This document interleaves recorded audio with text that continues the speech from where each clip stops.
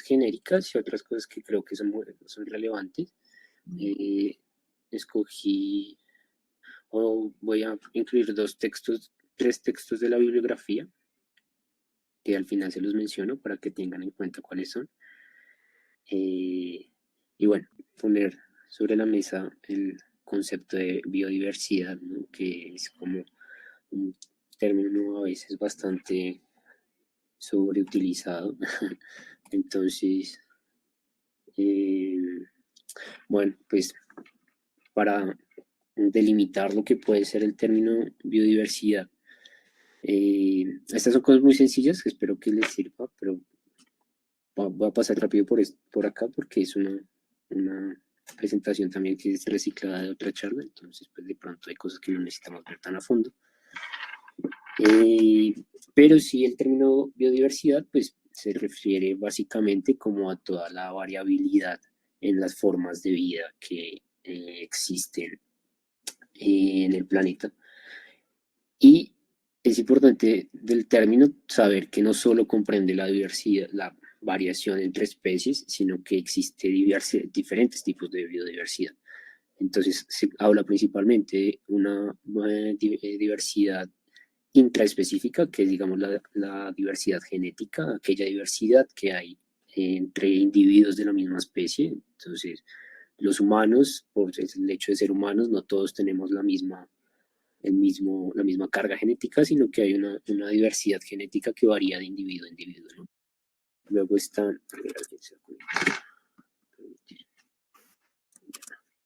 luego está la diversidad interespecífica, que es aquella que nos habla de la diferencia entre especies, ya puntualmente hablando, y la diversidad de ecosistemas también muy importante, sobre todo en un contexto como el de Colombia. Bueno, un segundito. No, lo mismo, que se aplica en diferentes escalas de organización este concepto, entonces solo para que lo tengan ahí presente. Este es un ejemplo bien bonito, ¿no? De cómo todos somos Homo sapiens, pero no todos somos el mismo Homo sapiens, ¿no? Todos, hay una gran variación que es muy evidente a nivel de población. Entonces, las poblaciones que se organizan geográficamente varían en su fenotipo o en sus rasgos de un lugar a otro. Entonces no es lo mismo las personas negras de África que los blancos de Noruega o que los indios o que los chinos o que las personas mesoamericanas. Esta variabilidad es particularmente importante porque es como el motor de la vida, es el motor de la evolución, ¿no? Eh, Básicamente la variación genética es de donde se agarra la evolución para seguir. Hay una discusión, digamos, bastante bien amplia sobre el uso de transgénicos, y pongo esta imagen de maíz, del maíz, porque la diversidad de maíz es muy grande, sobre todo pues en Mesoamérica y América del Sur, pero hoy en día se cultiva principalmente una sola variable, ni siquiera especie, una sola variable de maíz, que además es una variable transgénica. La presidenta de México, Sheinbaum, está dándose una batalla grande contra Estados Unidos porque el Tratado de Libre Comercio le obliga a ella a comprar semilla certificada, ¿no? Eso también es una disputa que, que se ha dado acá en Colombia. Y esa semilla certificada por grandes como Monsanto, bueno, son semillas transgénicas, y el tema es que eliminamos completamente la variabilidad genética entre los organismos. Entonces pasamos de tener 200 tipos diferentes de maíz a una sola variable de maíz, que ha sido diseñada, que puede tener, digamos, mucho discusión moral detrás, pero lo cierto es que está reduciendo la diversidad. ¿Sí? Si de aquí a mañana llega una plaga o una enfermedad o por algún motivo esa subespecie de maíz deja de funcionar, pues básicamente se pierde ese alimento dentro de la canasta. De ahí la importancia de la diversidad genética. Acá una foto que presenta diferentes tipos de papa. Esto ya es mucho más andino y todo es papa, pero al final son diferentes, ¿no?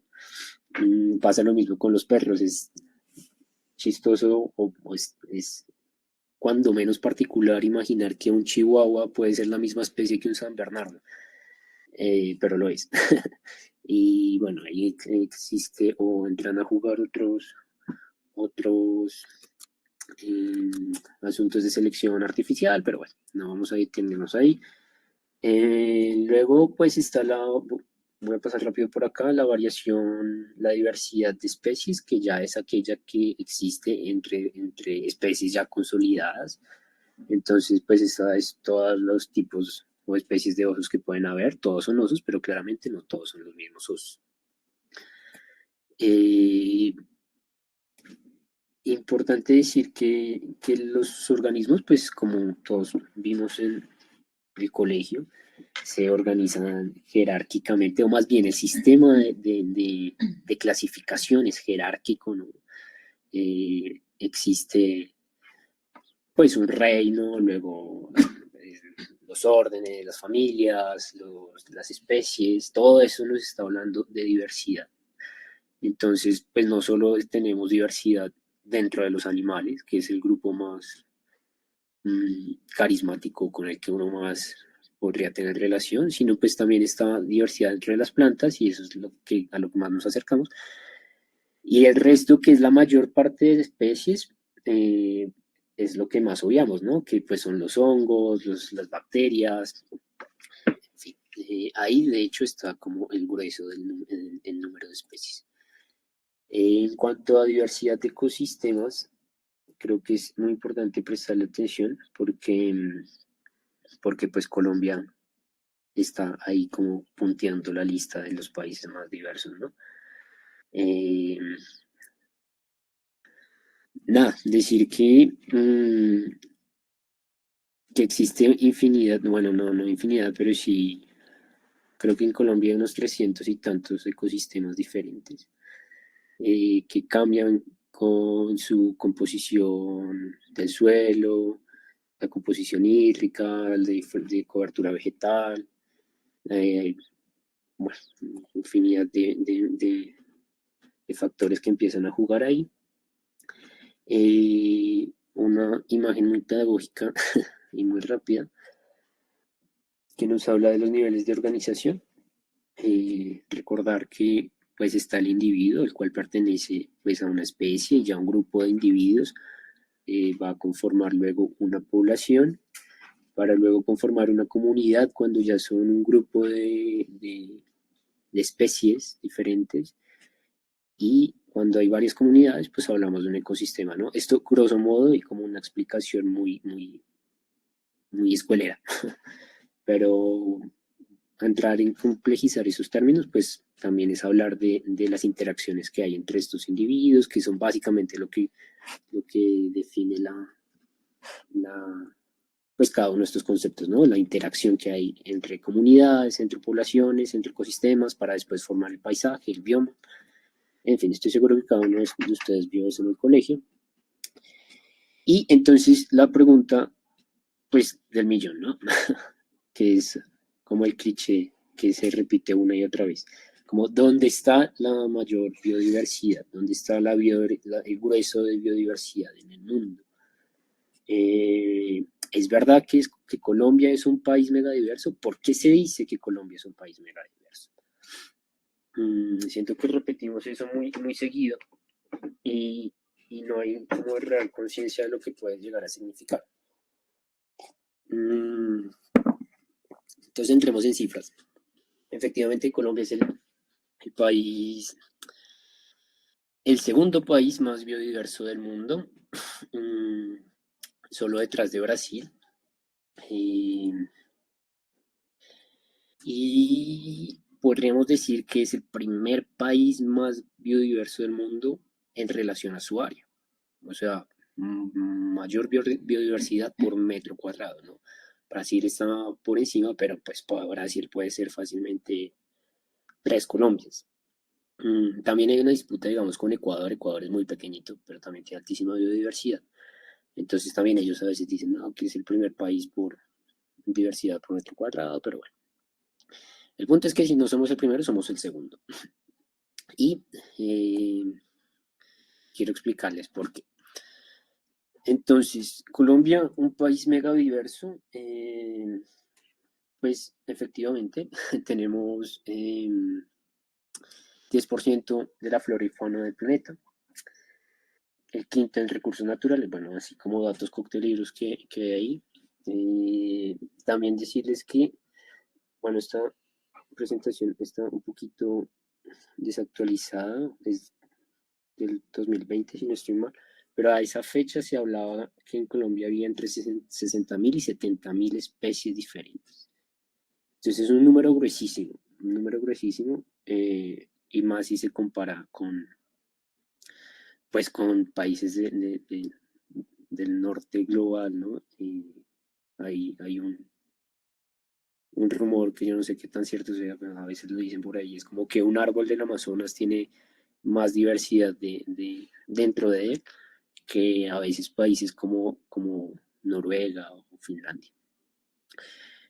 Ahorita vemos cómo sí se distribuye geográficamente, cómo sí hay zonas de concentración de la biodiversidad y cómo puede llegar a ser cierto ese mito.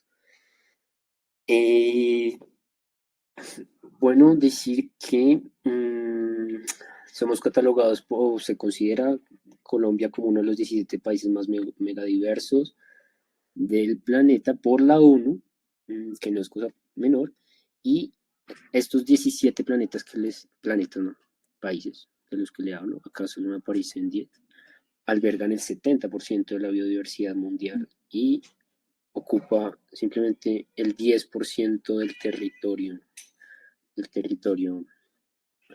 creo que continental, no estoy seguro si esto incluye, yo pensaría que también, no, pensaría que también incluye ecosistemas acuáticos. Bueno, lo que les decía, este dato es del 2020, pero habían casi 60.000 especies registradas. Este dato crece año a año, entonces ahorita seguro que ya lo pasamos. Primer país en orquídeas y aves, segundo país en anfibios, mariposas, bueno, ya lo vamos a ir viendo. Tercero en palmas y sexto en mamíferos. Este, vamos a pasar rápido por acá. No sé si les interesan los datos, pero si quieren, pues pueden tomar pantallazos del número de especies que habían registradas a esa fecha. Estos son datos que se toman del CIP Colombia, que es como la entidad que va sistematizando esto, ¿no? Igual siempre hay muchísima discusión, siempre son estimativos en realidad. Dentro de la misma comunidad de biólogos no se ponen de acuerdo si algo es una especie, si dos organismos son especies diferentes o no, entonces eso da pie a que sean datos más estimativos que ciertos, ¿no? Muchas veces. O que confirmados más bien. Entonces, plantas, todas las plantas, tanto vasculares como no vasculares, otros grupos, líquenes, hongos, algas y especies endémicas, que es súper importante hablar. No sé si tienen claro el concepto, pero el endemismo se refiere a aquellas especies que habitan una zona restringida geográficamente, ¿no? Entonces, por ejemplo, la palma de cera está restringida a unos cuantos valles que hay y de ahí no se mueve, ¿no? El tema de los frailejones es súper, súper ejemplarizante porque los frailejones están son endémicos casi de Colombia y bueno, un poco en Ecuador. Entonces tienen un área de distribución muy restringida. Uno no podría hablar como, no, X especie es endémica del planeta Tierra, ¿no? No tiene sentido, estamos hablando como de un área muy restringida. Entonces, son además especies de gran valor porque, pues, dada su poca dispersión, distribución en el mundo, pues hay que cuidarlos muchísimo.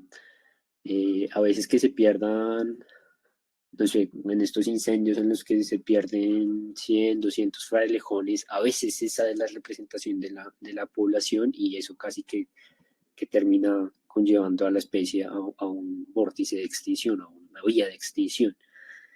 Entonces también muy importante como resaltar que Colombia también es no solo hay mucha diversidad, sino que hay muchísimos endemismos, bueno, sobre todo en plantas. El primer país en aves, en orquídeas, segundo país en peces, peces de agua dulce, mariposas, anfibios y plantas de agua dulce. Tercer país en reptiles y en palmas. ¿Y por qué? Bueno, ¿no? Como vamos a entrar en la síntesis de por qué Colombia es lo que es, al menos a nivel biológico. Tenemos una infinidad de ecosistemas. Ay, espérenme que yo tengo unos apuntes que no quiero que me escape. Ok, sí, 311 tipos de ecosistemas diferentes. Eh, mm, bueno, no, vamos a hacerlo mucho más freestyle. Quiero que miren la imagen y que por un momento como que se percaten de la complejidad que hay en el país. Entonces, Colombia tiene dos costas, una costa pacífica, la otra atlántica, dos líneas costeras que demarcan su geografía. Tiene dos selvas húmedas principales, ¿no? Hablamos del Chocó y de la Amazonía, principalmente, como grandes biomas. Tiene una gran sabana que comparte con Venezuela, que es toda la región de la Orinoquía. Tiene, por supuesto, los Andes, pero no solo tiene una cordillera llamada los Andes, sino que tiene tres cordilleras, ¿no? O sea, los Andes que vienen de Perú y de Ecuador como una cordillera consolidada, acá se dividen en dos, en tres, perdón, lo que genera valles interandinos y demás. Y la reina también de la biodiversidad, que es la Sierra Nevada de Santa Marta, por supuesto también la zona insular, ¿no? Entonces, ecosistemas para todos los gustos, tamaños, sabores, hay de todo, ¿no? Este es el mapa de ecosistemas del país. Vemos cómo la Amazonía puede llegar a cubrir el 43-44% del territorio nacional. Eh, y más que hablar de la biodiversidad dentro de la Amazonía, vamos a saber que es importante porque es el bosque en pie que nos queda, ¿no? El bosque nativo todavía que hay. Pero vamos a desmitificar también un poco porque siento que se habla mucho de la biodiversidad que hay en la Amazonía y no es tan así a veces. A nivel edáfico también una complejidad muy grande, sobre todo por el tema de los Andes. Los Andes es una cordillera relativamente nueva, eh, nueva digamos en escala geológica. Y hay muchísimo vulcanismo, sobre todo en la parte del macizo colombiano, que es esta parte del sur hacia eh, Pasto, sí, Nariño, Putumayo, como Huila. Eh, bueno, toda esta zona es muy compleja como a nivel de composición de suelos, muchísimo volcanismo en todas partes. Eso también genera diversidad de geológica y pues también ayuda a que el país sea complejo biológicamente. Hidrografía, pues toda. Un país muy rico en ríos, en agua dulce, determinado por variables climáticas, por la cercanía o pues por ser parte de la cuenca amazónica también, eh, por los Andes, llueve muchísimo. Bueno, el Chocó biogeográfico, cuando hablamos del Chocó, que es esta zona de acá, es importante entender que no solo es el departamento del Chocó, ¿no? Es el Chocó biogeográfico. El Chocó biogeográfico se extiende desde el sur, incluso entra al Panamá, que con este tema del tapón del Darién.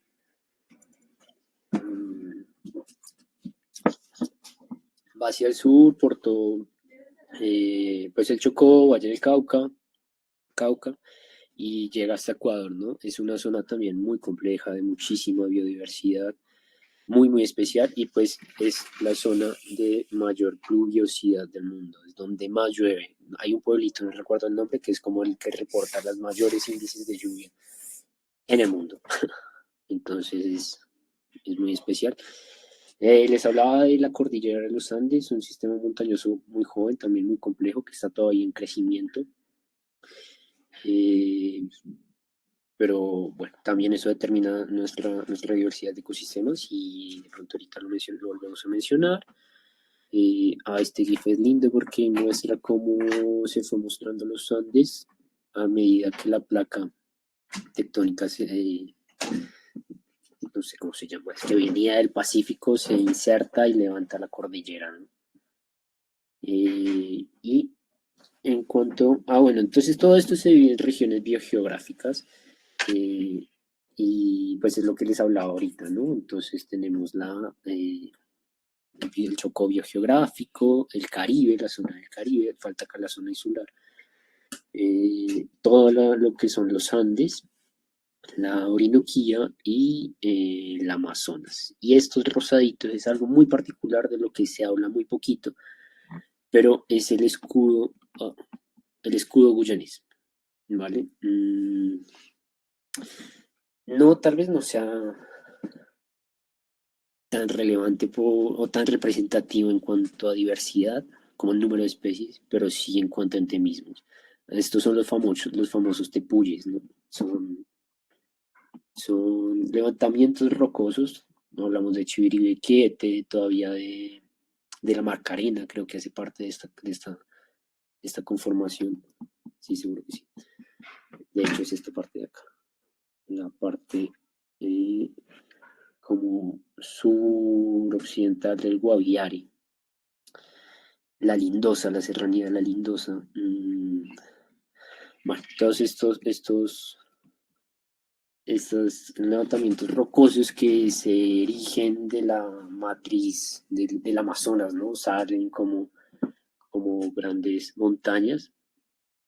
Y es curioso porque, así como les decía que los Andes son una cordillera relativamente nueva, pues el escudo guyanés es, por el contrario, de las formaciones geológicas más antiguas del planeta Tierra, ¿no? Están ahí las rocas más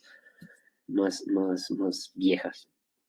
Y es súper bonito verlo. Y entonces sobre estos tepuyes hay muchísimo endemismo, acuérdense del endemismo que les hablaba ahorita. Hay muchísimas especies que llevan millones de años ahí evolucionando y que se encuentran solo en esos tepuyes. Entonces muchas veces hay especies que su distribución geográfica en el mundo se limita a la cima de un tepuy. Entonces es como súper, súper especial. No es fácil llegar allá, creo que incluso está prohibido. Eh, Tiene también una cosmovisión indígena alrededor de ella muy, muy, muy importante. Y a mí me parece bien que esté prohibido, además de otras cosas. Bueno, y diversidad de climas, pues todos los pisos térmicos habidos y por haber, ¿no? Desde los 5.770 metros, creo que es el pico más alto de Colombia, que de hecho es una de las preguntas hay que tenerlo en cuenta porque creo que alguien mencionó que en un examen anterior les preguntaron como cuál era el pico más alto de Colombia. ¿Cuál Pues es el es? pico Colón. Dime, ¿Cuál es? el pico Colón. Y está en la Sierra Nevada de Santa Marta. Creo que, si no estoy mal, son 5.770 metros sobre el nivel del mar. O por ahí. Bueno, es como. Y de hecho, creo que hay un homólogo que es el pico Simón Bolívar, que debe tener casi la misma altura. Esas son preguntas re random que a mí me parece medio tramposo que las hagan, porque, pues, quién se va a saber esas cosas, como por suerte que uno pueda tener esos datos. Mm, pero bueno, está en la Sierra Nevada de Santa Marta. Y de la Sierra Nevada de la Santa Marta, también contarles que como los tepuyes, es una isla biogeográfica muy importante porque no pertenece o no está conectada con la cordillera de los Andes, se separa, pero de hecho es el pico más alto en el planeta con borde al mar, o sea, con borde a la costa, ¿entienden? Entonces podemos ver el Everest. El Everest puede tener 8.000 metros de altitud, pero está al interior, ¿no? Están los Himalaya, que está al interior de la masa continental. La Sierra Nevada de Santa Marta tiene todo el gradiente altitudinal, o sea, va desde los 0 metros sobre el nivel del mar, que es en el Tayrona donde comienza, y escala hasta los 5.700 que les decía. Entonces también es súper bonito, es un hotspot de biodiversidad, ya les voy a explicar qué es. Es muy, muy valioso a nivel biológico, muchísimos estudios allá, como tanto, sobre todo de flora, pero bueno, sobre todo de flora, de endemismos y de riqueza, es como también un sitio súper especial en Colombia. Y, y bueno, bueno, también entonces hablamos de, por supuesto, la ubicación eh, en el globo de Colombia. Ahí me quedé, se me pasaron unas cositas, perdón. Eh, no, quiero mencionarles antes esto, que es una diapositiva que tenía antes. Esta. Y es que es el tema de los hotspots de biodiversidad. En biología o en ecología, un hotspot de biodiversidad es un área, un punto caliente, literalmente, que es un área de muchísima biodiversidad comparativamente con lo que los rodea, ¿no? Entonces, lo que les decía ahorita de la Amazonía tiene un valor ecosistémico o ecológico más bien muy, muy importante porque pues es el mayor bosque húmedo del planeta, regula la temperatura global y demás, y todo eso es cierto, pero es importante saber que no es la mayor, como el bioma con mayor biodiversidad, el número de especies, bueno, el número de especies y también en relación con el área que ocupa, porque la Amazonía es vastísima. Entonces los grandes hotspots de biodiversidad de Colombia están en los Andes y en el Chocó biogeográfico. ¿Y esto por qué? Básicamente porque tienen un gradiente de altitudinal muy, mm, muy grande. Entonces pueden ir también desde los 200 metros sobre el nivel del mar hasta los 5.000, y eso da pie o da lugar a que se desarrollen muchísimas formas de vida. Entonces, en los Andes está el grueso del número de especies de Colombia. Y en el Chocó geográfico, que también es como muy especial el número de especies. Entonces, eso podría ser una pregunta, por ejemplo, como que aparezca en el examen. O sea, así como esas preguntas random, corchadoras, como ¿dónde está la mayor biodiversidad de Colombia? No está en la Amazonía, está entre el Chocó geográfico y los Andes, ¿vale?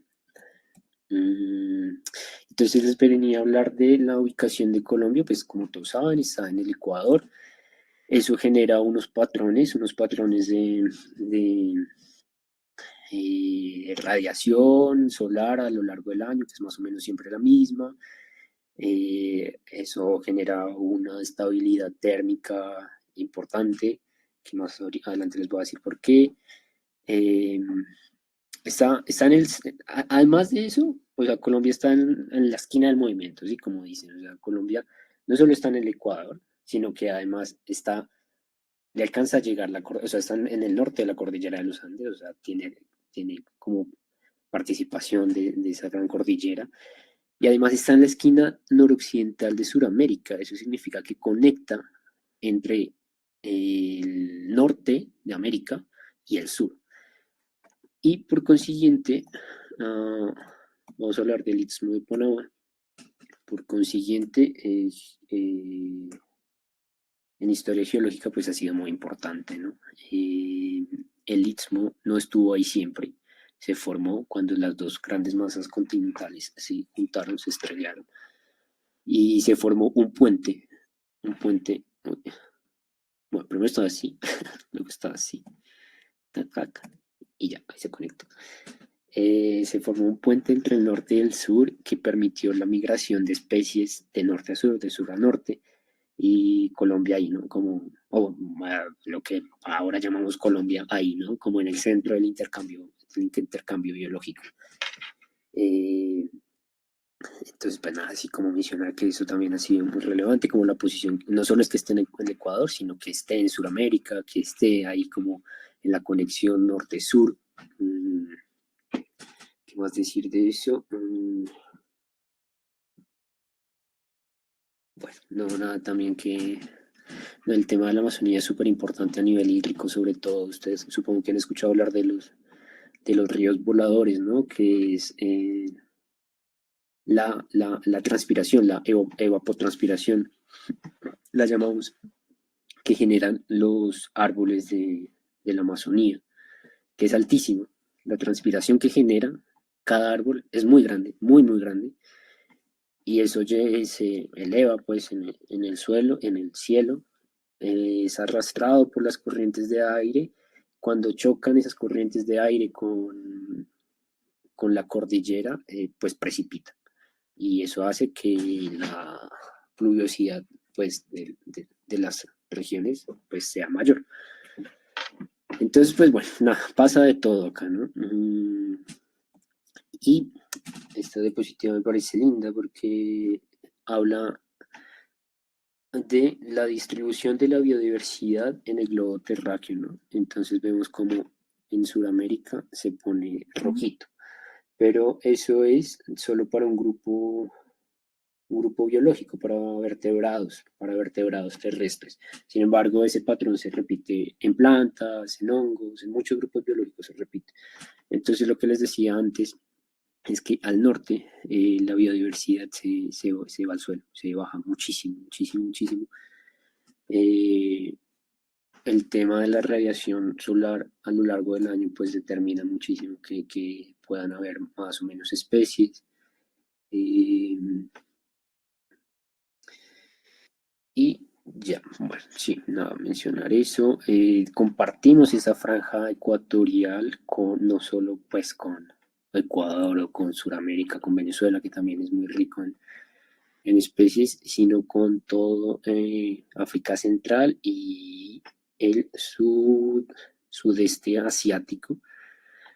Eh, China es un país también muy importante en biodiversidad, entonces como que siempre tiene mucho peso o debe tener mucho peso en las negociaciones de conservación. Pero bueno, todo esto se da en ese cinturón ecuatoriano. El litro, esto ya les hablé. Y respecto a las glaciaciones, bueno, mencionar que como Colombia está en el Ecuador nuevamente, pues cuando hubo glaciación hubo mucha migración de norte a sur, como del norte al Ecuador y del sur al Ecuador. Entonces, todo el Ecuador fue un refugio biológico en donde las especies pues buscaban lugares como más agradables para estar, ¿no? Entonces, pues hacía que migraran hacia el centro del planeta y pues ahí estamos nosotros. Importancia de la biodiversidad. Bueno, va a pasar un poco más rápido porque creo que me estoy morando. Bueno, la idea de esto era hacerles preguntas, pero vamos a hacerlo sin preguntas. ¿Por qué es importante la biodiversidad más allá del lindo lema de Colombia? ¿Cómo es el lema de Petro? País de la belleza. Potencia mundial de la vida. Potencia mundial de la vida. Sí. No es Colombia, potencia mundial de la vida. Dime. Bueno. Potencia mundial de la vida, pues bueno, resulta que sí, es cierto que hay un deber moral en cuidar la naturaleza y las especies, pero como para presentarlo en términos como de plata sonante, con eso no se negocia, ¿no? Entonces hablamos sí de servicios ecosistémicos. Y los servicios ecosistémicos es todo aquel beneficio que se puede obtener de la naturaleza para el mantenimiento de las comunidades humanas. ¿Y cómo se generan los servicios ecosistémicos? Pues a partir de la biodiversidad. Entonces, la biodiversidad mantiene los ecosistemas. ¿Sí? Cuando usted extrae la biodiversidad, extrae el número de especies, extrae el murciélago que generaba la polinización del árbol que daba la madera para que los pescadores pudieran hacer las canoas, pues perdimos un servicio ecosistémico, ¿no? Grandísimo, porque entonces ya no tenemos árboles, ya no tenemos canoas, ya no tenemos pesca y se afecta económicamente, ¿no? Entonces, básicamente la biodiversidad en su conjunto sostiene los ecosistemas y los ecosistemas en su conjunto proveen servicios ecosistemas, servicios ecosistémicos, y que es la base de las economías en muchos sentidos, sobre todo para economías tan poco desarrolladas, por decirlo, como son las las del tercer mundo, ¿no? Las de los países en desarrollo. Los servicios ecosistémicos se dividen en 4. Esto está como regulado internacionalmente. Hay una organización que se llama IPBES, IPBES, que se reúnen cada cierto tiempo para como evaluar el estado de los servicios ecosistémicos en el planeta y demás, y ellos dan como las bases para el estudio de los servicios ecosistémicos. Eso es una rama, una línea de estudio muy profunda en ecología y en biología, que me parece lindísimo además. Entonces los servicios ecosistémicos se dividen en aprovisionamiento, regulación, soporte y servicios culturales. Todos muy importantes. Importante mencionar, por ejemplo, el ejemplo de los páramos, que lo tenía anotado, el 2% del ecosistema, los páramos representan el 2% del territorio nacional. Sin embargo, dan o permiten el agua al 70% de la población en Colombia. Entonces, sí. De ahí el tema de los embalses que estuvieron muy de moda ahorita, o están muy de moda sonando pues en todos los medios, de cuidar como el nivel de los embalses y demás. Entonces, bueno, los servicios de aprovisionamiento casi que es todo aquello que podemos extraer directamente de la naturaleza. También interesante que se cuentan los recursos genéticos, y esto es una discusión grande que de hecho tuvo lugar en la COP, porque las especies se consideran recursos genéticos, y de los recursos genéticos se obtienen beneficios. Entonces, bien conocido es que muchas farmacéuticas multinacionales a veces llegan a las comunidades indígenas, aprenden cómo ay, marica, esto se va a acabar en 15 minutos. Bueno, voy rápido, tengo hasta las 8. Descarta. Ok, tengo hasta las 8. Si no, hacemos otra llamada para hacerla corta. Vale.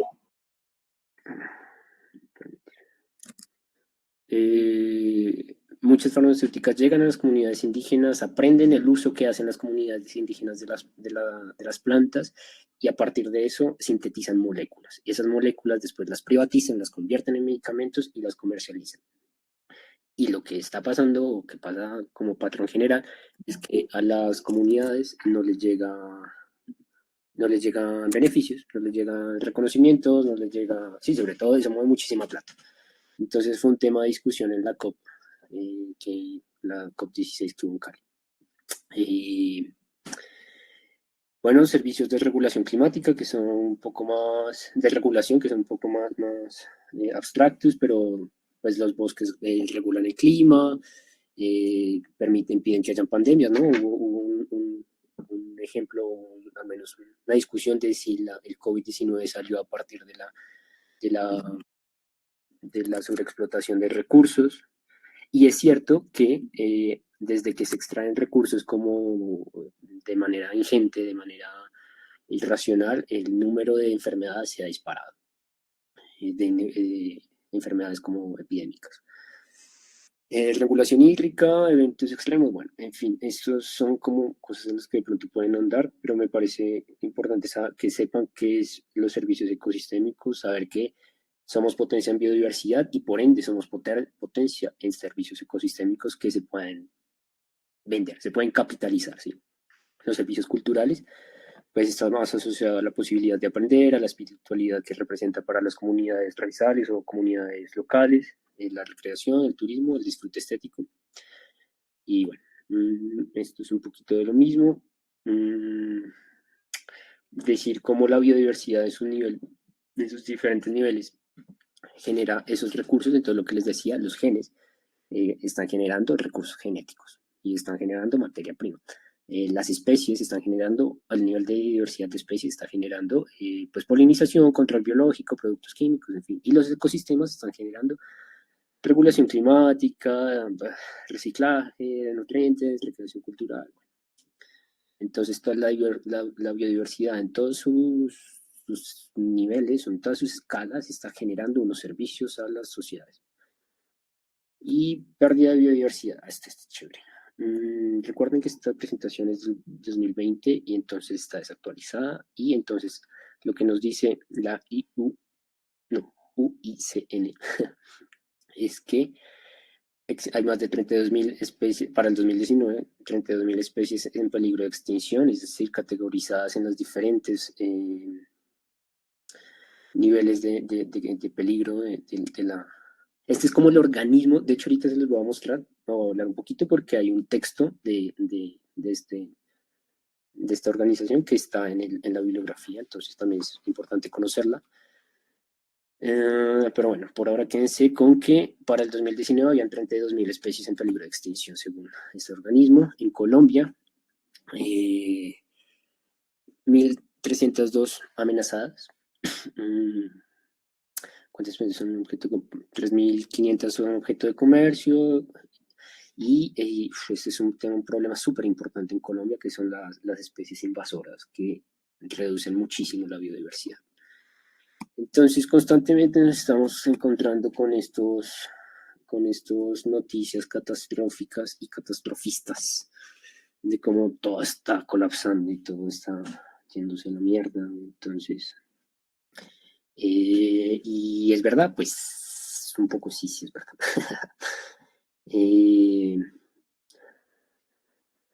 Pues nada, resulta que, perdón, un segundo. Bueno, sí, acá tenía anotado que hay un estudio que recopilaba datos de 1600 y encontró que el 39% de las extinciones fue a causa de la introducción de especies invasoras. Lo que les mencionaba hace un segundo. Y el segundo motor de, ¿cómo se dice? Como causante de las extinciones o de la pérdida de especies es la destrucción de hábitat por deforestación básicamente, y la deforestación se hace por sembrar coca, por extensión ganadera, sobre todo extensión ganadera, por hacer carreteras, que es algo de lo que saben muy bien en el pie amazónico, en departamentos como el Guaviare, Bichada, conocen muy bien eso. Estos son los impulsores, los impulsores de cambio, se llaman drivers de cambio, y pues nada, decir que hay diferentes motores que llevan a generar como la deforestación y lo que les digo, la pérdida, y que esto termina derivando en pérdida de biodiversidad. Entonces los clasifican como en los impulsores indirectos y acá está como, les explico la gráfica así como, esto es un estudio de IPES justamente del 2019, de cómo proporcionalmente ese impulsor o ese motor de pérdida está generando como la pérdida de biodiversidad. Entonces, por ejemplo, en el ecosistema terrestre, que es este primero de acá, el cambio en el uso del suelo tiene un impacto proporcionalmente mayor a lo que puede tener la introducción de especies exóticas, ¿sí? Pero, por ejemplo, en el ecosistema marino, la explotación directa es un agente, un driver de cambio que es mucho más pesado, ¿no? Que está teniendo mucho más peso en el agotamiento de los recursos. tiene sentido cuando uno dice, claro, es que la sobrepesca, pues, es una cosa bestial, ¿no? Es una cosa absurda. Entonces, importante de acá decir que todo esto se llaman impulsores indirectos, demográficos y sociales, tecnológicos y económicos, institucionales de gobernanza y conflictos y epidemias, porque, o yo lo entiendo así, pasan por lo político, pasan como por la voluntad política de cada país de accionar o no sobre los fenómenos que está teniendo internamente, ¿no? Entonces, China, por ejemplo, es una potencia demográfica que tiene 1.400 millones de personas y que requiere muchísimos insumos, y eso ineludiblemente termina teniendo como un peso muy grande en los recursos naturales, no solo de China, sino del planeta. Entonces, todos estos son como fenómenos antropocéntricos que terminan teniendo impacto ecosistémicamente. Y esto está lindo, estas GIF. Vean cómo se pierde del 84 al 2018, cómo crece la frontera agrícola. Tac, tac, vean. Esta es una especie invasora, creo que se llama pez león o algo así, que está también compitiendo muchísimo. Ese está en Colombia. Bueno, la deforestación, que es el primer, o la pérdida de hábitat, que es el primer driver de cambio, especies invasoras, desechos, la sobrepesca, sobreexplotación, bueno, cambio climático. Y bueno, esto lo vamos a pasar muy rápido. ¿Qué podemos hacer para ayudar a la biodiversidad? Pues bueno, ahí a ver qué pasa. Nos quedan 7 minutos. ¿Se está viendo la presentación o se salió? Mierda, se salió, ¿cierto? No, ya no. Ya, un segundo. Ventana. Compartir esta ventana. Ya se está viendo, ¿cierto? Sí. Ok, ¿qué se puede hacer? Pues medir la huella ecológica. Esto es más pedagógico, ¿no? Es más que para que se lo lleven para la casa, usar transportes pues, sostenibles, apagar aparatos electrónicos, reducir la huella de carbono en general, ¿no? Y eso se hace siendo más sostenible en la vida, comprando productos con marcas ecológicas, reciclar y sobre todo reducir el consumo de carne, ¿no? El impacto que tiene el comer carne o que tiene una persona que come carne versus un vegetariano es radical, sí. También el uso de aviones, por ejemplo, es la huella, el impacto en la huella de carbono que tiene tomar vuelos de larga distancia es altísimo. Cuando vayan a la naturaleza, pues respetar los espacios, en fin, como mensajes muy sociales, ¿no? Fíjate en lo que compra, pues, bueno, no compren especies exóticas, que también es un comercio muy, muy grande, que está acabando también muchísimo. Y en síntesis, bueno, esto es porque lo que les digo, esta presentación era de otro lugar, entonces, pues bueno, cosas que aprendimos hoy. Y gracias por cuidar la naturaleza y les quiero mostrar cosas de la bibliografía. Hay un texto que es sobre el convenio para la diversidad biológica. Ay, es que no lo tengo acá. Pero bueno, este es uno de los textos que está en la bibliografía y que deberíamos leer. Entonces,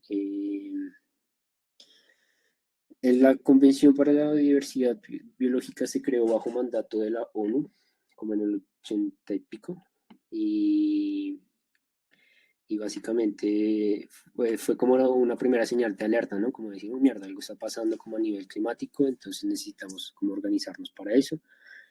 Entonces se creó un grupo interdisciplinario para que diera recomendaciones al respecto y se creó luego, pues de ese mandato de la ONU, deriva la Convención para la Diversidad Biológica, que tiene 3 objetivos principales. El primero, conservar la biodiversidad. El segundo, utilizar sosteniblemente la biodiversidad. Y el tercero, una distribución justa y equitativa de los beneficios de la utilización de los recursos genéticos, que era lo que les mencionaba antes. Por eso, en la COP se habló mucho de los recursos genéticos. Tiene dos partecitas importantes. Una es el financiamiento, en la que se habla de cómo se desarrolla, cómo se sustenta económicamente. Entonces, básicamente lo que dice es como que los países desarrollados deberían poner más plata que los países en desarrollo. Y conferencia y las COP, que son las conferencias de las partes. Entonces, es el órgano rector del convenio que fija prioridades y planes de trabajo. Entonces, es básicamente como la máxima autoridad. Y entonces esta gente, desde que se creó la Convención Biológica, se reúnen anualmente en diferentes COPs, creo que 3, si no estoy mal. Una sobre el cambio climático, la otra es la COP de biodiversidad, la que hubo en Cali, que fue la COP16, fue sobre biodiversidad, y hay una que es sobre desertificación. Entonces, pues nada, se reúnen anualmente, todos los años hay COP, pero no todos los años es la misma COP. Entonces, pues hay como que mandan no sé, los pilares pues de acción. Chicos, yo creo que voy a hacer otro link de reunión porque me va a sacar. ¿Les parece? Sí. Sí, Jorge, lo compartes por el grupo, el WhatsApp. Vale, entonces para la chica que se acabó de conectar, se considera pues los alimentos que podemos obtener de la naturaleza. Pero no solo eso, también está un servicio de regulación, un servicio ecosistémico que se llama polinización. Se considera un servicio de regulación. Y pues básicamente la polinización es la madre de la seguridad alimentaria, ¿no? Creo que, a ver, ya están llegando casi todo el mundo, entonces ya va como...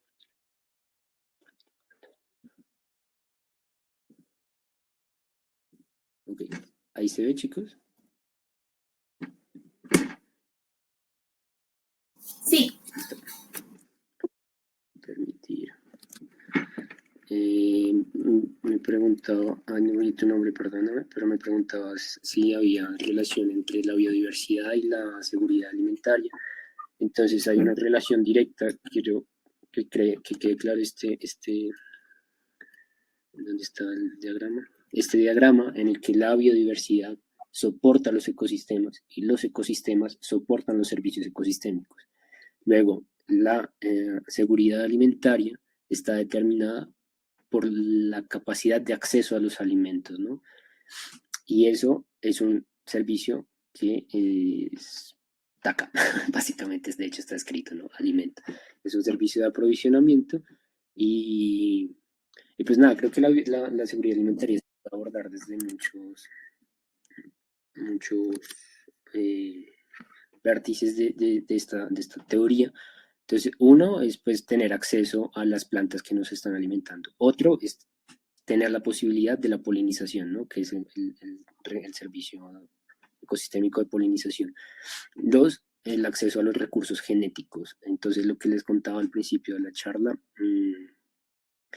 el hecho de monopolizar y uniformizar, de hacer uniforme las formas de alimentarnos, pone en riesgo la seguridad alimentaria, ¿no? El ejemplo más claro es que el día que llegue una plaga o cualquier epidemia que pueda acabar con una de las especies con las que nos alimentamos y no haya una variabilidad, una disposición de recursos genéticos, como entiéndase, diferentes tipos de papa, diferentes tipos de maíz, diferentes tipos de acelgas, no sé, ¿sí?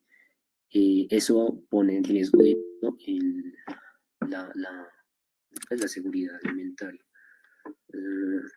Si quieres, dame un segundo y ya que ya va a terminar y hacemos un poco de preguntas y de discusión, porque me gustaría mucho que discutiéramos al respecto. Y pues porque yo tampoco me las sé todas, ¿no? Entonces creo que sí lo hacemos. Me parece que este ejercicio ha sido muy de construir en comunidad, entonces si lo seguimos haciendo así, me parece muy chévere. vamos a terminar la presentación que ya casi acaba aquí. Entonces les estaba contando sobre la Convención de Biodiversidad Biológica. Esta nace pues como mandato de la ONU, todo lo que ya les dije, espero no se hayan perdido.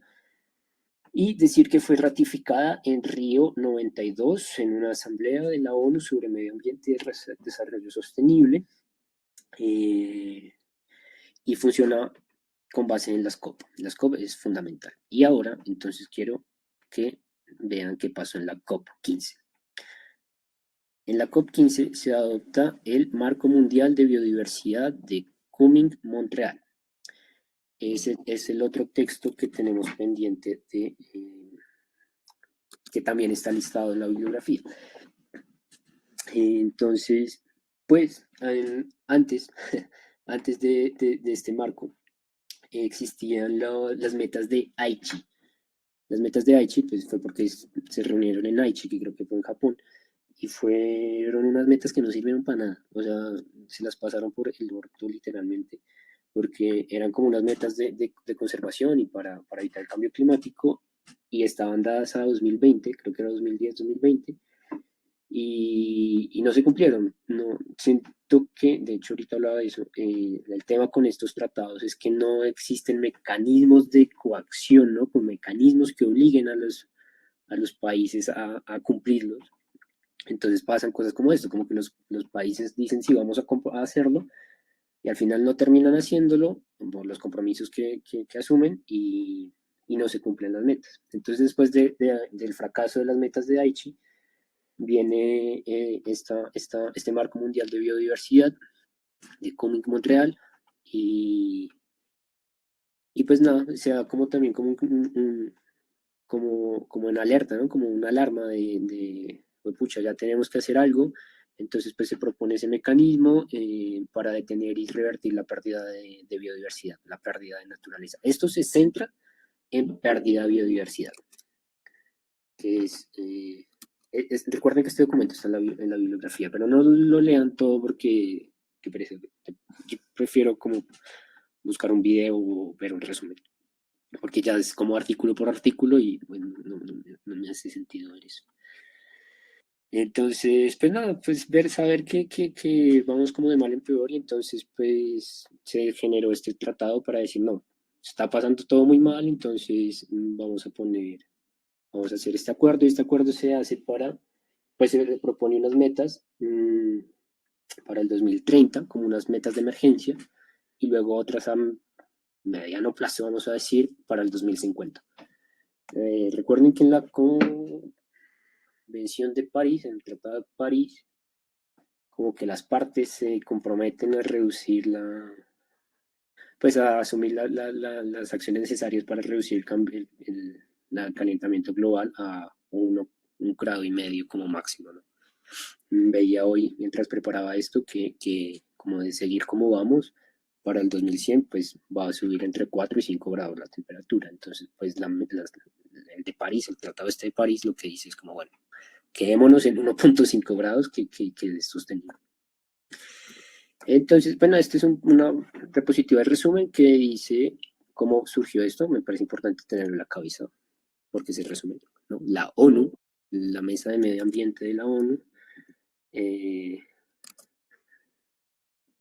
genera el convenio sobre diversidad, sí, pide o la creación explícita del convenio sobre biodiversidad biológica.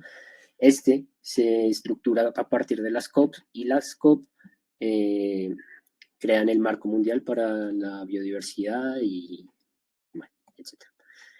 ¿Recuerdan la ficha que les mostré hace un momento? Que esta es la misma ficha pero actualizada. Entonces, hace un momento les mostré que había 36.000, si no estoy mal, especies, ya les digo, 32.000 especies para el 2019. La página de la IUCN listaba 32.000 especies en peligro de extinción.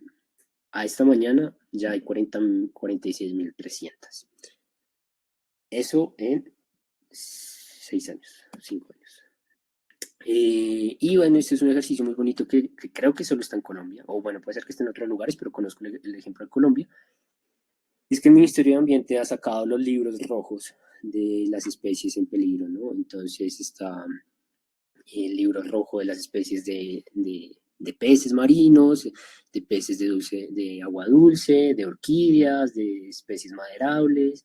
Entonces, para cada grupito de especies, el ministerio se ha preocupado por generar un libro que detalle el estado de conservación de la especie en cuestión. Este también es un texto de la IUCN, es un texto que aparece en la bibliografía en el que explica qué es básicamente una lista roja. ¿Qué es una lista roja? Pues básicamente esto, ¿no? La lista de especies que están en peligro de extinción, que están en estado crítico, o bueno, diferentes niveles de vulnerabilidad. La organización coge cada especie y le hace un estudio de distribución, de estado de la población, y le asigna una categoría. Esa categoría puede ser desde vulnerable hasta extinto, o puede estar también en buen estado de conservación. Entonces, pues no, es como una lista roja para que también la tengan presente, porque eso está en la bibliografía. No sé si de pronto quieren ver cómo funciona esa lista roja. Vamos a hacerlo muy rápido. A ver, compartir pantalla. Entonces, acá está la página. Pues básicamente acá podemos poner el nombre de cualquier especie. Vamos el uso de anteojos, que acá ya lo tenía preparado. Remarca. Este es el nombre científico, ¿no? Por supuesto funciona así, es este. Entonces en el buscador se pone el nombre de la especie, el nombre científico de la especie, y él le da a uno la información. Entonces este, por ejemplo, se encuentra en estado vulnerable. Vean, este es como el termómetro de la extinción, ¿no? Puede estar desde no evaluado, cuando es una especie que no han estudiado, datos insuficientes, o bueno, ya como acaba creciendo el nivel de riesgo, hasta este está vulnerable particularmente en peligro crítico o extinto en el exterior, en vida silvestre, que es como muchas veces se conservan unos cuantos ejemplares en zoológicos, pero ya la recuperación en ecosistemas naturales es inviable. Cuando hay dos especies, dos individuos de una sola especie, básicamente es inviable recuperar esa especie. Y acá muestra un mapita de dónde se distribuye esa especie en cuestión. Acá les dan más datos, altitud que ocupan, nada, pero bueno, eso ya es para que lo cacharren si de repente quisieran. Y pues quería hacer una sección de preguntas o discusión, ¿no? Estas son mis propuestas. ¿Cómo afecta la pérdida de biodiversidad al país? ¿Es oportuna la política ambiental colombiana actual? Que creo que es clave hablar de eso. ¿Y cómo puede Colombia beneficiarse de los tratados internacionales tal vez? ¿Y qué rol corresponde a los diplomáticos en esa tarea por hacerlo? Entonces, ya chicos, eso es un poco lo que tenía preparado. Si tienen alguna pregunta o quieren un poco hablar de la discusión. Sí, Roxana, dale, abre el micrófono. Creo que te pueden abrir el micrófono. Hola, buenas noches. Hola. Estuvo súper tu exposición y yo quería hacer dos preguntas.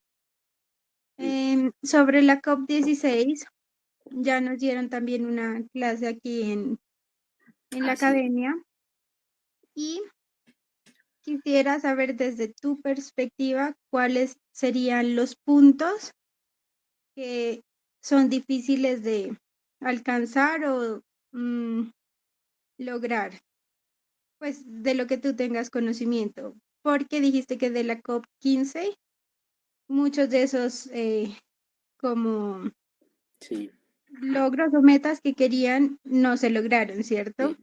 Ese fue de Entonces, antes, de los tratados de Aichi. ya. Y esa, bueno, es una pregunta. Y la otra es, también según tu perspectiva, ¿cuáles crees que son los temas más importantes que tenemos como que estudiar para, o sea, en tu perspectiva, obviamente, para el examen? O sea, con qué, no sé, siento que nos podemos defender para realizar un texto Mm, o para tener un conocimiento general. Yo creo Gracias. que, vale, yo creo que respecto a lo de la COP, pues yo no estaba en el país, no estuve tan pendiente de eso, desafortunadamente, pero sé que hubo muchos problemas en cuanto a financiamiento, como a establecer quién va a pagar qué. Los países como con más poder adquisitivo no se comprometen como proporcionalmente. Y, y sé que ese fue un gran problema. También sé que financieramente hay como trabas. También sé que hay temas de doble contabilidad. Entonces, mm, por ejemplo, ponen recursos para mitigación climática y esos los están contando también para conservación de la biodiversidad. Y no es lo mismo, ¿no? Entonces, mucha gente se dio la pela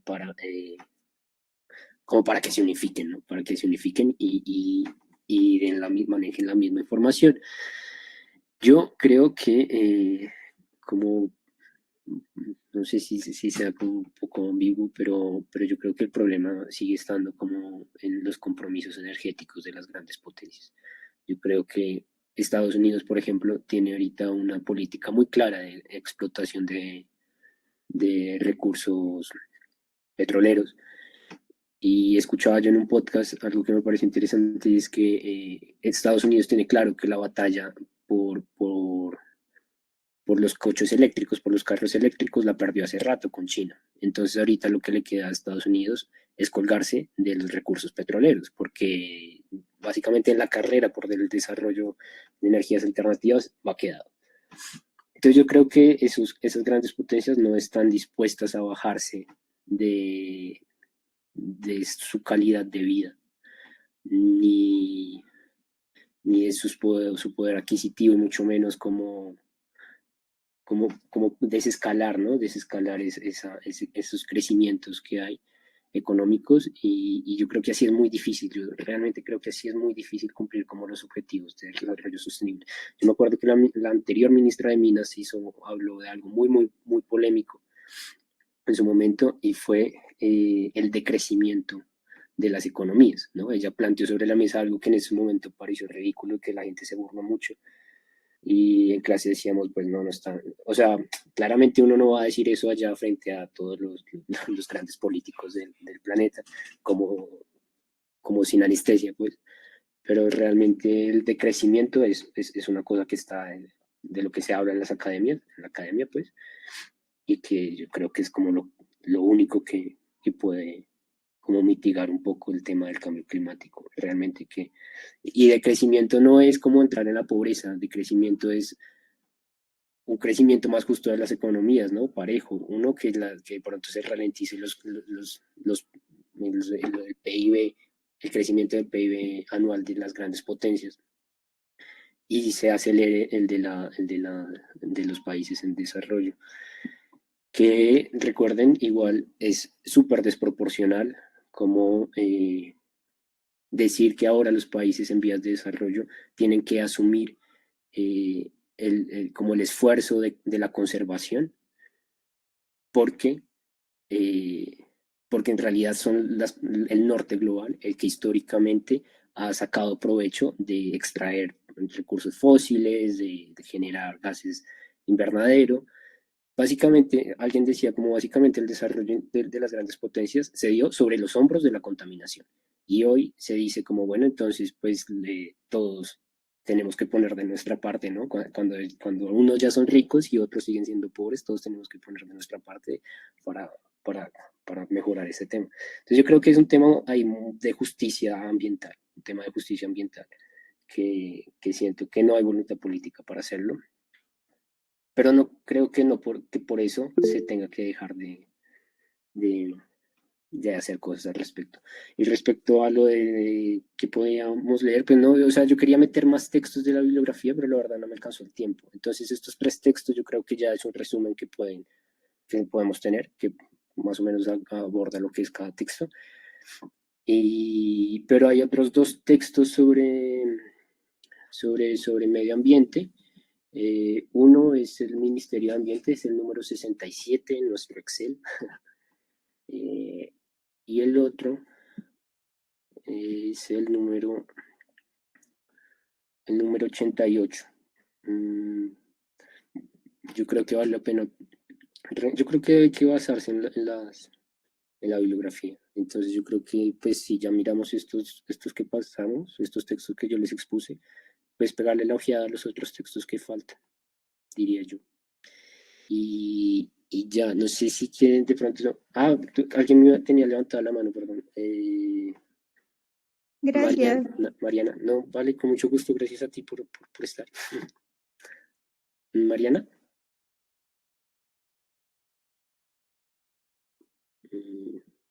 Mariana Villalba. No, Mariana, tienes la mano levantada. Bueno, entonces pues no sé si de pronto alguien tiene algo Hola, que... perdón, casi no puedo prender el micrófono, qué pena con ustedes. No, tranqui. Bueno, no pude estar la primera sesión porque fue súper difícil el tema del transporte hoy, pero no sé si hablamos de esto. Estuve en la parte en la que hablaste un poco de seguridad alimentaria. Eh, no sé si hablaste del tema de los transgénicos, si es así, me disculpo, pero ¿cómo crees que influiría el desarrollo de estos alimentos transgénicos en cuanto a la seguridad alimentaria? Y Sí, ok, dime.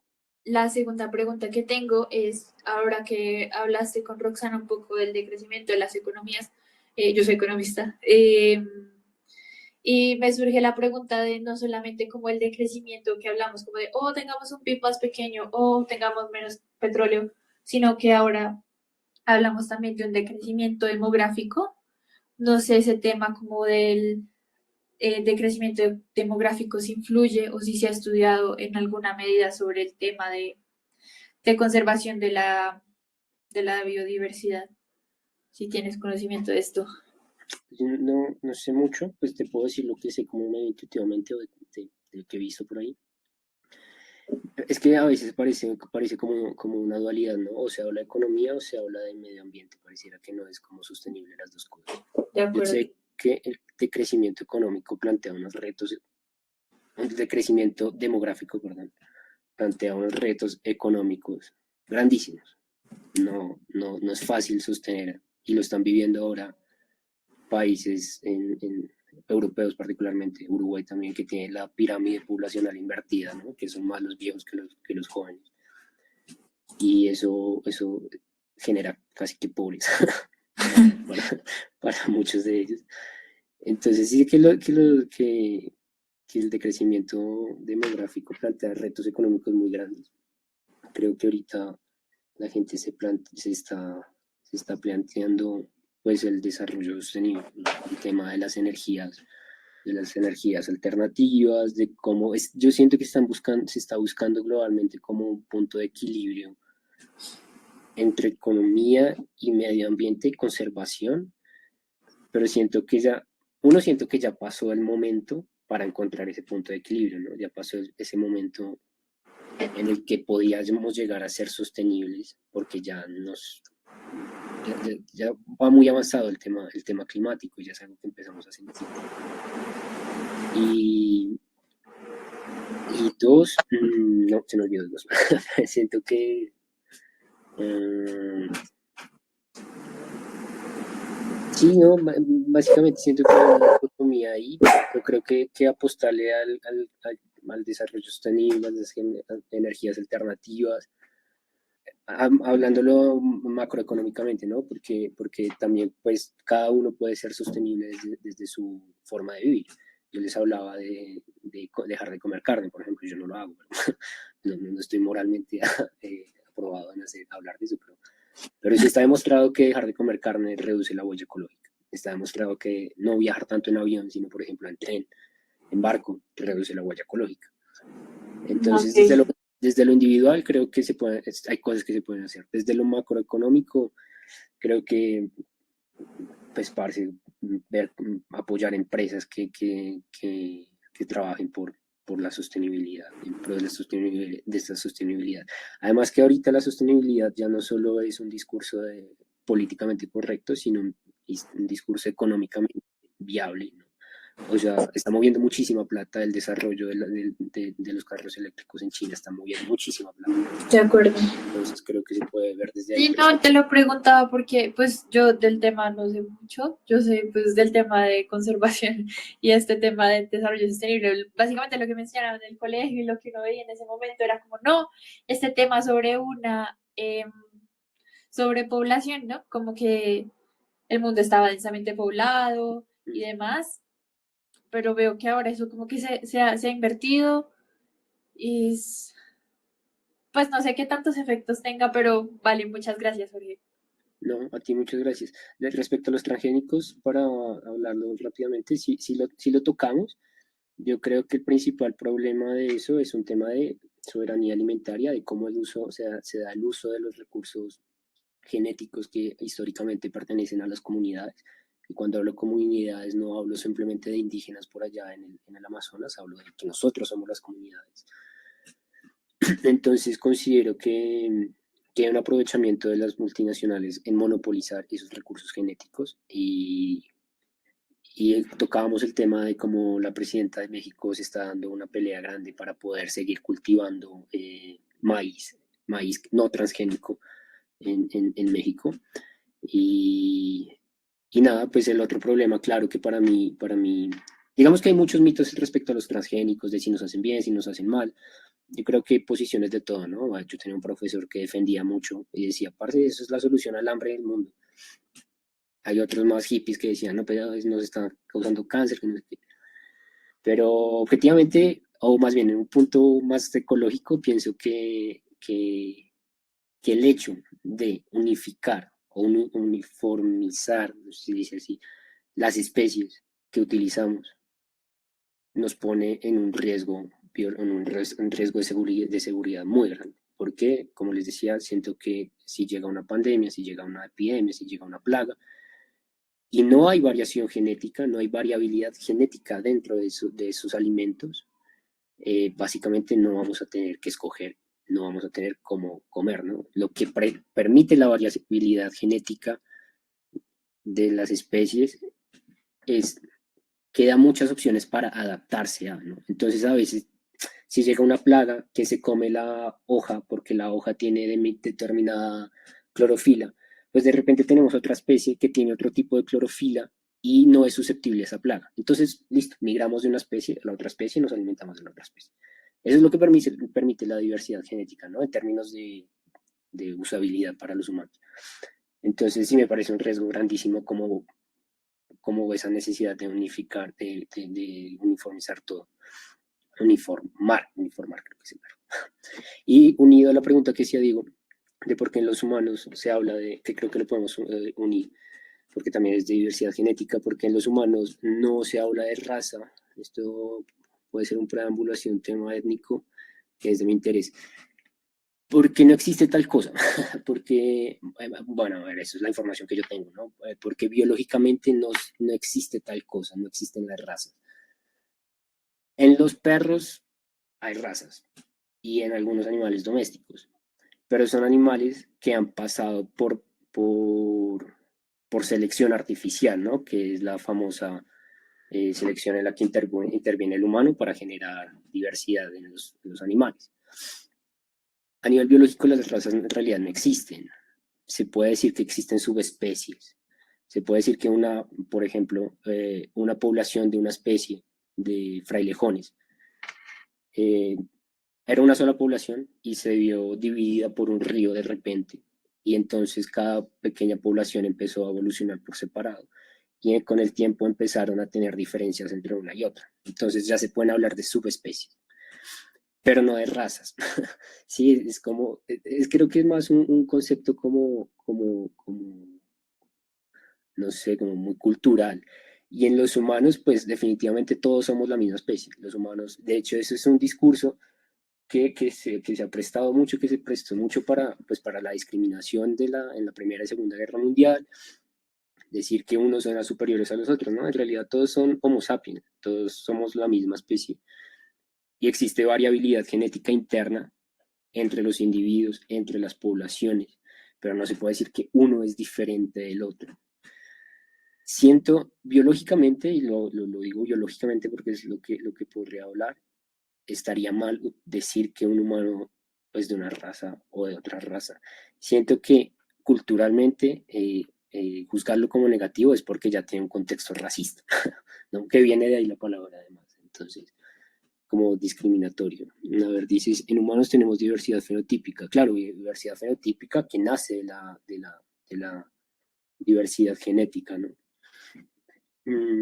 Cada individuo es diferente al otro, pero somos la misma especie y yo creo que mucha gente no entiende eso, creo que personajes de ultraderecha no son muy conscientes de eso, pero bueno, Juan Manuel Arias, perdóname, quiero mencionar de nuevo si alguien tiene algo que decir respecto a las preguntas de cómo, que les propongo, que es cómo afecta la pérdida de biodiversidad del país y es oportuna la política ambiental colombiana actual y cómo puede Colombia beneficiarse de los tratados internacionales y qué rol corresponde a los diplomáticos en esto.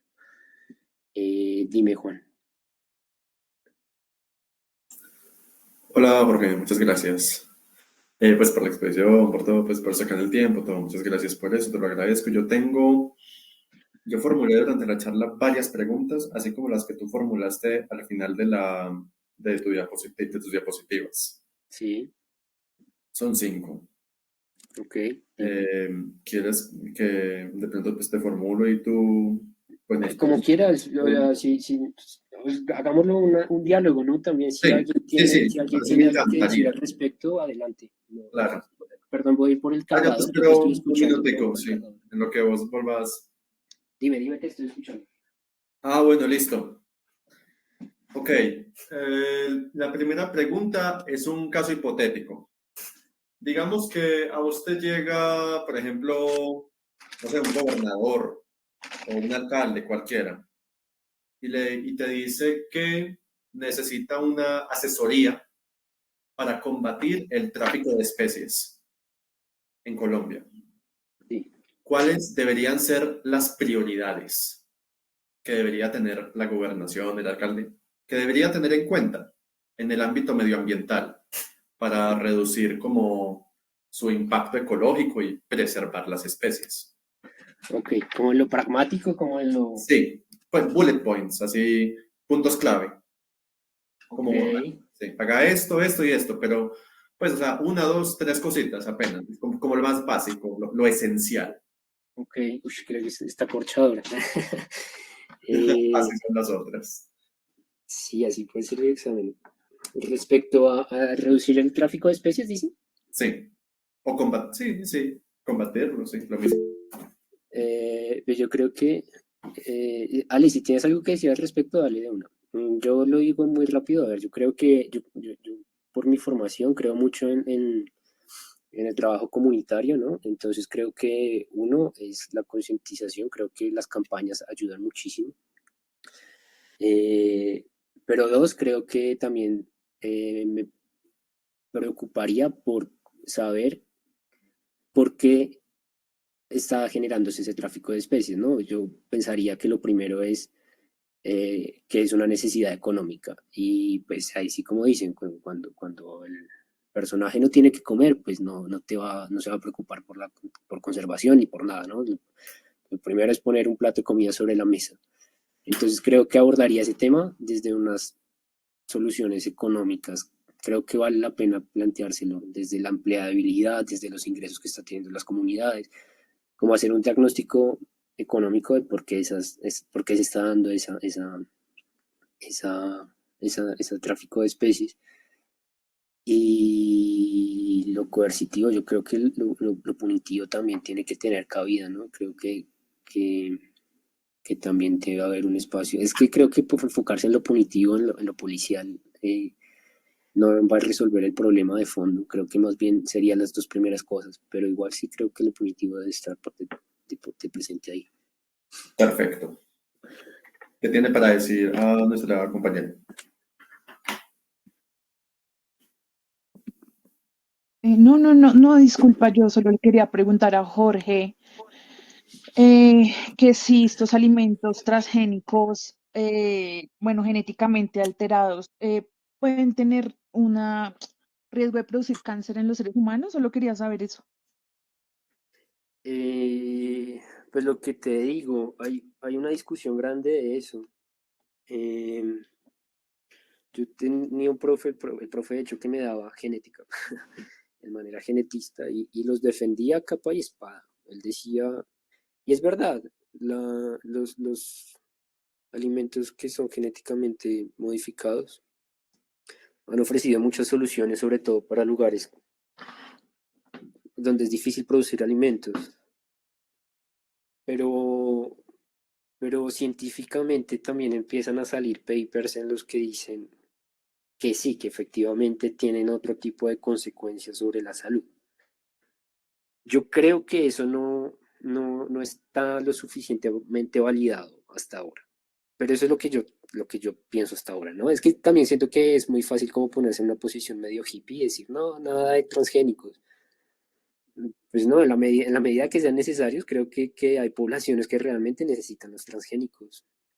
Eh, pero a mí me parece difícil creer que puedan llegar a generar cáncer o cosas así, ¿no? Pero sí sé que han salido papers, investigaciones que hablan de eso. Y también sé que eso está muy mediado por las multinacionales, porque es muy difícil publicar artículos en los que se hable en contra de, porque pues los que ponen la plata no van a dejar que se les hable en contra de ellos mismos. También sé que las grandes multinacionales han patrocinado muchísimos estudios para hablar bien de los transgénicos. Entonces a veces la ciencia no es tan objetiva como uno quisiera que fuera, ¿no? Uno quisiera que le dijeran sí o no, o le dieran unos datos puntuales, pero pues no es tan claro. Sí, eso pienso. Yo los evito. Yo preferiría evitarlos. Preferiría no natural, como para estar seguro, por si acaso, ¿no? Juan, querías preguntar. Sí. Si alguien más tiene otra pregunta, otra participación, adelante, chicos. No sé, pues, o sea, aquí quedan aún 4 preguntas mías. No sé si quieres que primero respondamos las otras. No, dale. Bueno, listo. Igual La lo que les digo siguiente. es conversación. Si alguien más quiere participar y hablar, adelante. Entonces lo voy a formular para todos. Ok, evaluando aspectos, pues como por ejemplo la política medioambiental o el desempeño de Colombia en las COPs, ese tipo de cosas, ¿ustedes qué creen o qué identifican como un potencial que el país esté desaprovechando para proyectar a Colombia como potencia mundial de la vida? Desde su experiencia, su sentir, ¿qué se les ocurre? Bueno, si alguien tiene algo que decir al respecto, háganle. Si no, voy yo de último. Uy, yo, aunque no soy de nuevo, no soy experta en el tema, ni tampoco es de mis áreas de experticia, pero a mí me parece que una oportunidad muy importante que tiene Colombia, atándolo con todo este tema de biodiversidad y de seguridad alimentaria, es que, bueno, les voy a echar todo el cuento.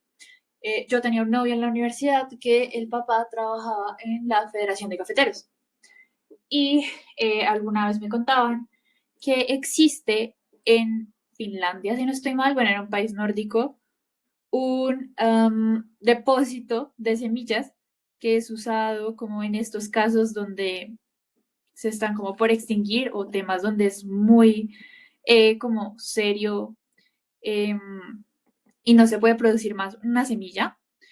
Entonces, lo que hacen allá, digamos, la federación y la Federación de Cafeteros y no sé quién más lo hará, es enviar allá las semillas de ciertas variedades de café o, bueno, de lo que sea, y se guardan allá y se sacan como réplicas de la semilla para conservarlas en el depósito y en el futuro. No estoy segura si siga funcionando así, si siempre funciona así. La verdad les digo, no, es una anécdota.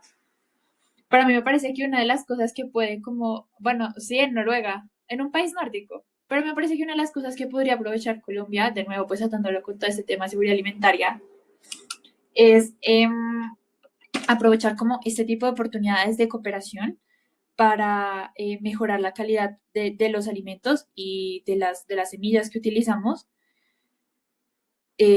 pues mediante cooperación y demás, no sé qué organismos existan para esto, pero me parece una oportunidad que podría funcionar y la cual podríamos potenciar como país.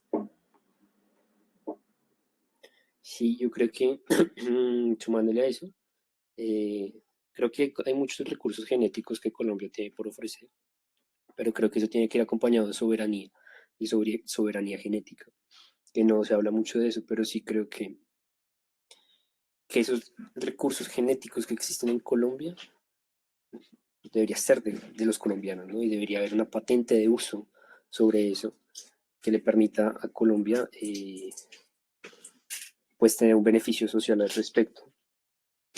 Y algo más que creo que se puede hacer respecto al aprovechamiento de la biodiversidad, y que creo que Petro lo tiene muy claro, es el turismo. Creo que el turismo en Colombia está absolutamente menospreciado. Yo creo que puede ser muchísimo, como un motor económico muchísimo más grande. Eh, pero a ver, el turismo trae otros problemas y son problemas de desarrollo económico, ¿no? El turismo es una economía como de poco valor agregado, por ejemplo, hace que la gente sea muy dependiente de eso. Entonces creo que eso va a llevar a otros problemas y que requiere muchísimos recursos de agua, muchísimos recursos naturales pues para el sostenimiento. Entonces creo que es algo que tiene que pensarse también, que no es hacerlo por hacerlo, pero que sí hay una oportunidad grande ahí. Y el lugar de almacenamiento de semillas es en Svalbard, en Noruega, que es como una caja fuerte de semillas, que es como una copia de seguridad que hicieron esta gente que está pensando en el fin del mundo. Y básicamente allá metieron semillas de todo el mundo y en caso de un holocausto, de una catástrofe mundial, pues hay como una reserva genética de las plantas que nos alimentan y queda pues muy al norte, como la isla más al norte de Noruega. No me imagino tampoco cómo podría llegar uno hasta allá si lo llegara a necesitar, pero, pero sí. Y bueno, sí, no sé, Juan, si quieres hablar de algo más, o Diana, Primero, Diana. dale, Diana. Hola a todos. Bueno, yo pienso, no sé, que también el tema de energías renovables, pues Colombia Sí, se puede volver una potencia en eso en cuanto a recursos, porque por ejemplo, que has escuchado algo de los parques eólicos, ¿no? Que los eólicos. van a usar, los están usando en Europa para energía. Sí, ¿cómo? Disculpa. Eólicos. Eólicos. Eo, eólicos. Bueno, en Europa los están usando para energía eólicos, eólicos. Ajá. Y, por ejemplo, eso pues igual no se puede poner en cualquier país, tiene que ser un país en cualquier territorio, que donde haya fuertes vientos. Entonces, por ejemplo, en Europa, en España, es donde más parques de este tipo hay. Y pienso que, pues, no sé, Colombia tiene sí una localización muy privilegiada que le da todos esos recursos naturales que al futuro se van a convertir en pues los bienes más preciados, ¿no? Como el agua. Y pues desde ahí creo que Colombia podría pararse como fuerte Sí, sí, y sí. debería volverse líder en el tema de conservación ambiental y conservación de recursos naturales. Sí, sí, sí, es cierto. De hecho, por eso les proponía la pregunta de si la política ambiental colombiana es oportuna, porque a mi modo de ver, Petro se está centrando necesariamente, y esto es algo que decía Robledo, yo creo que mantenía razón, se está centrando innecesariamente en la política energética Y, a ver, Colombia es un país que tiene muchísimas hidroeléctricas y un potencial hidroeléctrico muy grande. Y de hecho creo que como el 90% de la energía eléctrica de Colombia es de esa fuente. Y creo que tiene más potencial en otro tipo de energías como eólicas o solares. Pero Petro está centrado en que tenemos un problema con el petróleo. Y como les decía, Robledo en su momento decía, como Colombia es tan subdesarrollado que no genera ni siquiera gases de invernadero. Como en Colombia el problema ambiental no pasa por la generación de gases de efecto invernadero. En Colombia el problema ambiental pasa, a mi modo de ver, por la conservación de la biodiversidad. O sea, en Colombia como el valor más grande que puede aportar a la humanidad es como conservar su biodiversidad, como impedir que se sigan talando bosques en la Amazonía, que se siga deforestando el piedemonte amazónico, que se siga deforestando el Chocó, los Andes, porque creo que es ahí donde tiene que prestar atención la política ambiental colombiana, como en conservación, no tanto en reducción de, de, de uso de energías fósiles, porque Colombia produce 700.000 barriles al día, que es nada en comparación a los 10 millones de barriles que puede producir Estados Unidos. Y eso en producción. O sea, digo, no solo, perdón, que lo que dices, biodiversidad, conservación de diversidad y de recursos naturales, ¿sí? Pienso yo, que a futuro van a ser más valiosos que cualquier cosa. Por supuesto, sí. Sí, creo que en conservación, creo que Colombia debería ser un país como Nicaragua, como Costa Rica, perdón, que se enfocó en conservar y en turismo. Pues las discusiones, pero sí. Chicos, nos quedan 15 minutos de reunión. Yo creo que terminamos los 15 minutos, 14, y pues creo que si les parece bien. Respecto a esta pregunta que estábamos debatiendo, yo tengo un par de opiniones. Aprovechando que es que nosotros tenemos, además de nosotros, tenemos otros dos vecinos megadiversos. Nosotros podríamos aprovechar pues en sí como las buenas relaciones diplomáticas que nosotros tenemos y los propios proyectos de integración fronteriza, pues tanto con Brasil como con Ecuador, como para proyectar una posición conjunta, pues que beneficie pues nuestros intereses colectivos, pues aprovechando, ¿no? Que estamos en el mismo, en la misma región geográfica, tenemos un ecosistema así bastante semejantes, pues se me ocurre eso por ese lado. Eso de eso. Otra cosa, respecto de lo que comentaban, por ejemplo, de la reserva de semillas en Svalbard. Yo, un tiempo atrás, tuve la oportunidad de visitar Perú y allá en Lima solía pasar frecuentemente al lado del Centro Internacional de la Papa. Eso yo me enteré que eso era como un centro de preservación genética, como promocionada creo que por la FAO, pues como precisamente para la preservación de la soberanía alimentaria y de la seguridad alimentaria del planeta. Sí. Aquí va mi pregunta. Por ejemplo, esos centros no sé cuál es el nombre técnico, pero esos centros de conservación genética, nosotros como Colombia, ¿cómo podríamos aprovecharnos de eso? Nosotros podríamos, por ejemplo, crear nuestro propio centro de conservación biológica o, por ejemplo, incentivar el cultivo de más especies. No lo sé, pues es lo que se me ocurre, pero no sé tú desde tu experiencia, ¿qué otras potencialidades ves? Sí, yo creo que Ariana mencionaba el CIAT y creo que el CIAT hace un poco eso, creo que está en Palmira, dice ella.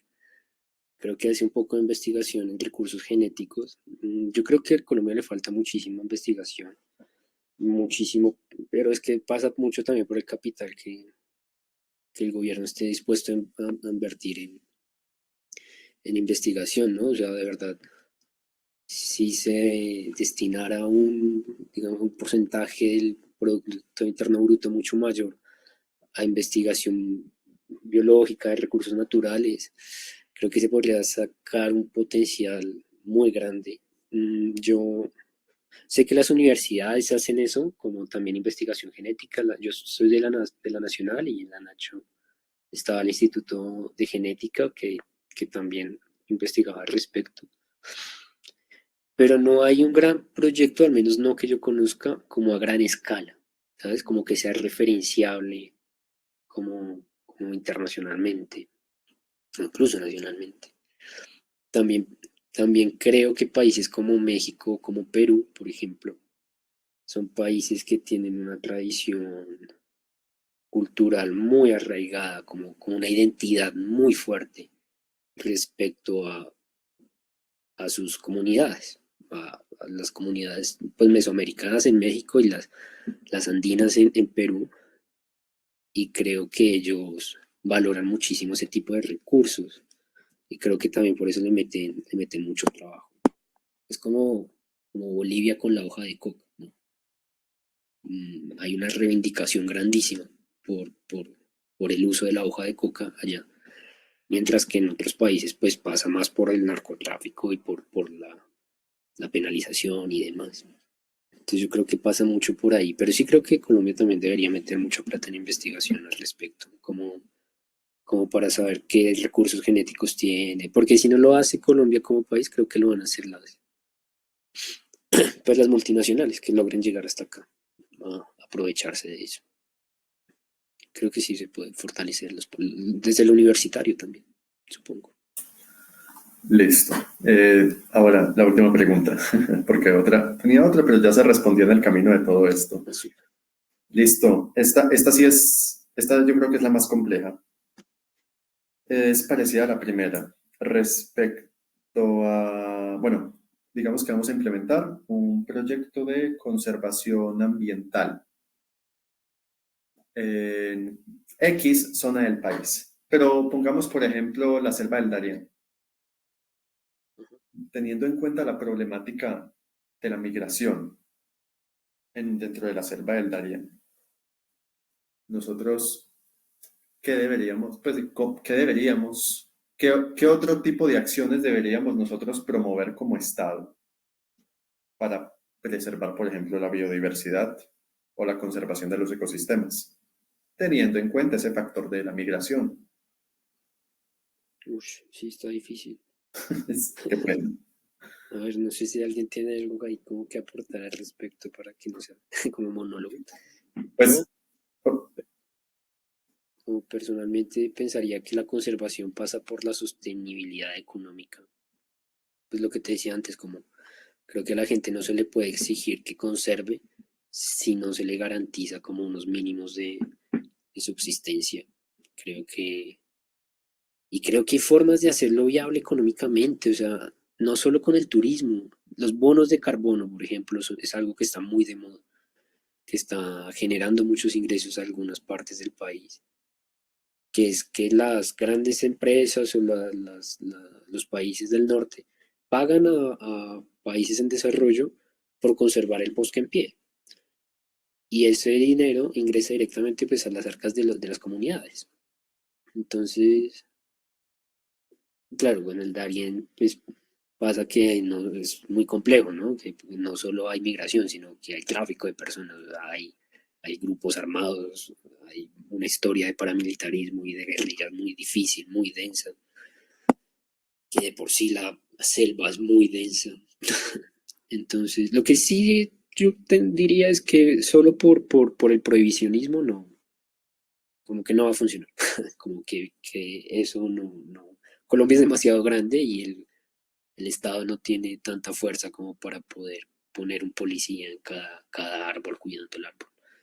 Creo que también hablamos de desarrollo humano, ¿no? Como decirle a la gente, como que la gente tenga posibilidades no solo de comida, sino de empleo, de educación, de un trabajo bien remunerado.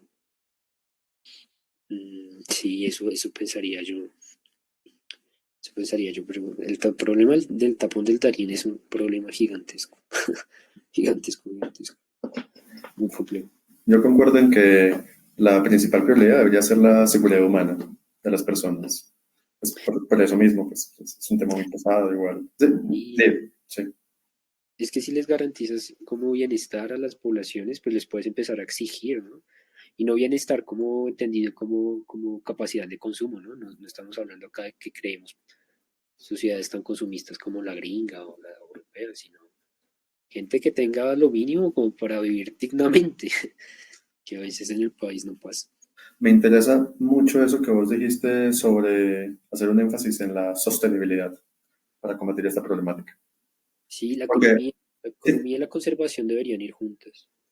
la economía de la conservación. Porque, pues, aunque sé que este tema tiene un enfoque bastante humano, pues aprovechando la clase de biodiversidad, pues yo quiero verlo desde el área de la biodiversidad, que es como sí, pues, que es, pues tal vez un poco más complejo, que requiere un enfoque más sistémico, tal vez, incluso que la propia sociedad, no lo sé. Pues, pero se me ocurre, pues, que es más complejo. Sí, completamente. Sí, sí. A mí se me ocurre, sí, no, pues es que allá se meten en medio del monte, prácticamente, pues la guía es una piedra, un árbol, la culebra muerta. Entonces, pues, a mí se me ocurre, en primera parte, desde el enfoque de la seguridad humana, pues, ah, considerando la migración como un derecho, pues hacer caminos, pues, seguros. Pero eso requeriría, por ejemplo, pues hacer escalones, por lo menos, y eso ya tendría un impacto ecológico en el ecosistema. Sí, pero tampoco hay que estar cerrados, pienso yo, como a cero intervención. Pienso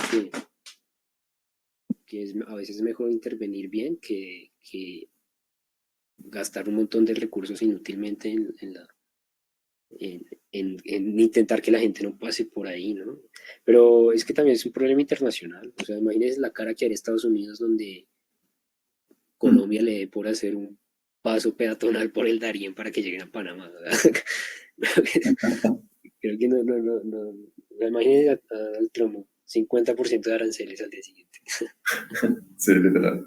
No, sería muy complejo. Es un problema internacional muy grave. Y pues que la selva del Darién es muy densa. O sea, la carretera panamericana que atraviesa de norte a sur todo el continente, el único corte que tiene es en el tapón del Darién. Es una selva muy densa, muy densa.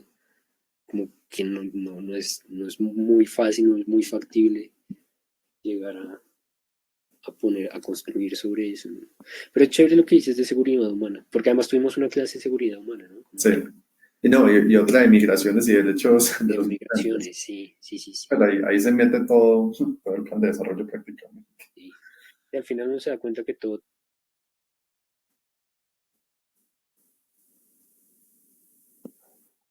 Bueno, creo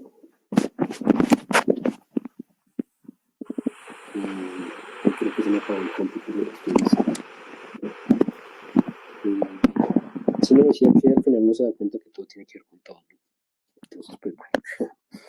Nos quedan 3 minutos, chicos. No sé si alguien quiere aportar algo más, preguntar algo más o paramos, ¿no? Como quieran.